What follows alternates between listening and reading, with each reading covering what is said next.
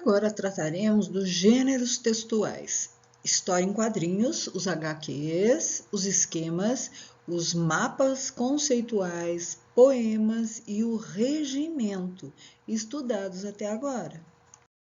As histórias em quadrinhos, né, também chamadas de HQs, são histórias contadas por meio de quadros sequenciais, na sequência, nos quais são utilizadas a linguagem verbal e não verbal. Esse gênero ele está presente no mundo inteiro e a variedade de histórias permite que seja lido por pessoas de todas as idades. Então, aqui nós temos como exemplo, um quadrinho da Turma da Mônica. O esquema. O esquema é um resumo do texto ou uma representação visual dele com base em elementos gráficos. O esquema é como se fosse o esqueleto do texto. Ao elaborarmos o esquema, nós devemos identificar as ideias principais e as secundárias apresentadas em uma disposição gráfica. Então, percebam que aqui do lado eu tenho um esquema de mensagem, né, de texto. Para ter uma mensagem de texto, eu preciso primeiro do emissor, produtor, escritor falante, que está do lado esquerdo. Do lado direito, eu preciso de um receptor destinatário, o leitor ou ouvinte. Preciso também saber o contexto, o assunto, a situação de que se trata essa mensagem, esse texto. Para baixo, eu tenho o código, a língua utilizada, a linguagem utilizada. E, por último, o meio de comunicação que eu irei veicular. Qual é o meio de veiculação? É um e-mail? É um WhatsApp? É o ClassApp? Através de que veículo eu irei enviar? Tá? Esse é um esquema de mensagem de texto. Podem ser apresentados também em tópicos ou em frases curtas, né? Dispostas em tópicos por meio de setas, colchetes, retângulos ou subordinação.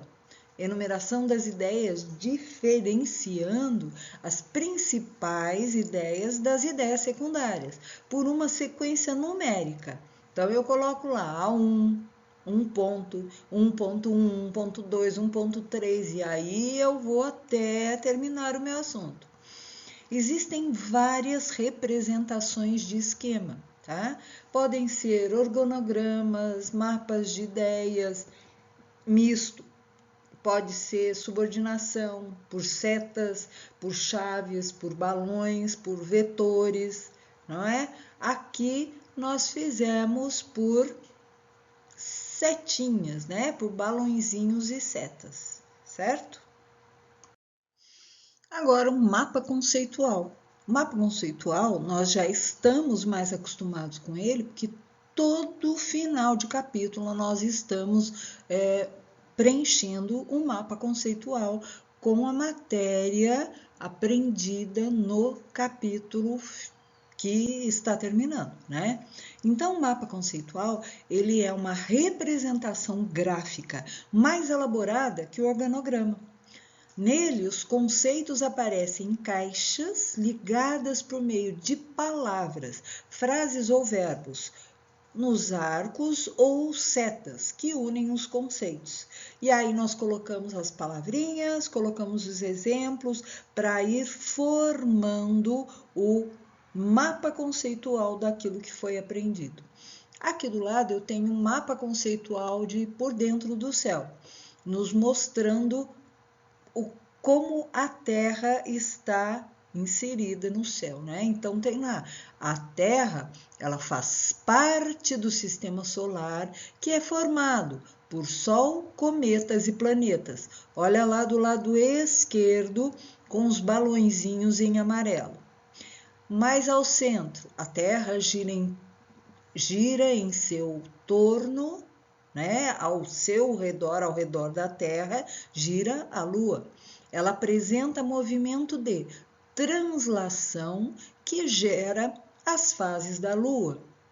Aí, à direita, que vai acabar nos balõezinhos pintados de rosa. A Terra apresenta movimentos de rotação que ocorre em torno do seu eixo e provoca o ciclo dia e noite. E a translação, que provoca as estações do ano e ocorre em torno do céu.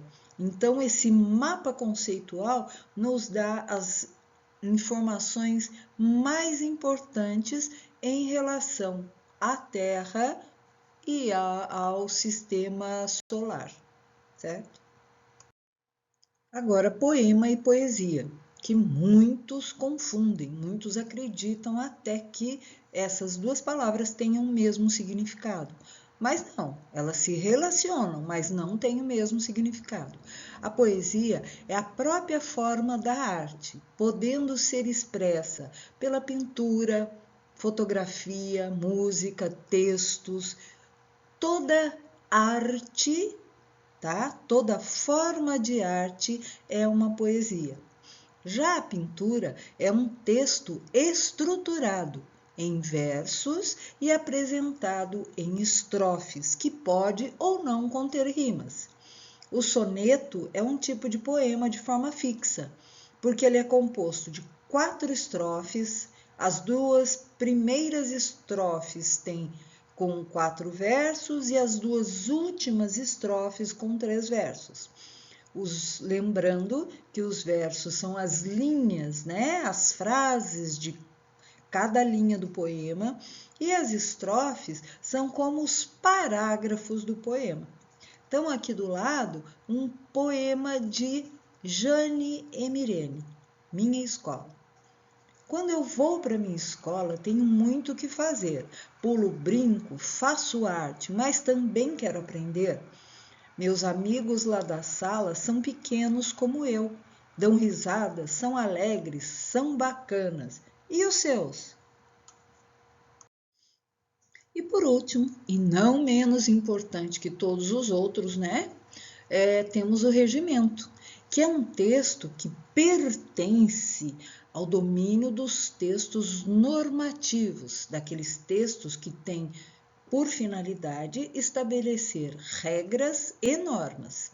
O regimento ele é composto de artigos, de parágrafos, de incisos, de alíneas e itens. Todos esses elementos, eles se repartem em seções, títulos e capítulos, que permitem a organização em temas. Cada um desses títulos trata de um assunto específico referente ao conteúdo do regimento. A seguir, nós iremos ver um exemplo de regimento, ok? Vamos lá.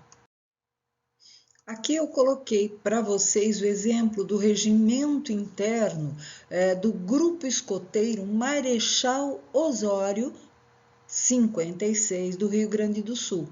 Então, vocês podem ver aí que tem os artigos, tem as seções, né? O artigo 1º e o artigo 2º, falando de como manter e desenvolver as prioridades do Grupo Escoteiro Marechal. Na seção dos sócios, temos o artigo 3 e o parágrafo único, que é para que os sócios entendam seus direitos e deveres. Na seção das atividades, o artigo 4º, que nos mostra o dia estabelecido, período estabelecido para o hasteamento da bandeira e a duração das atividades. O parágrafo 1º, 2º, 3º e 4º, dando a função a cada um dos chefes do grupo e de cada tropa.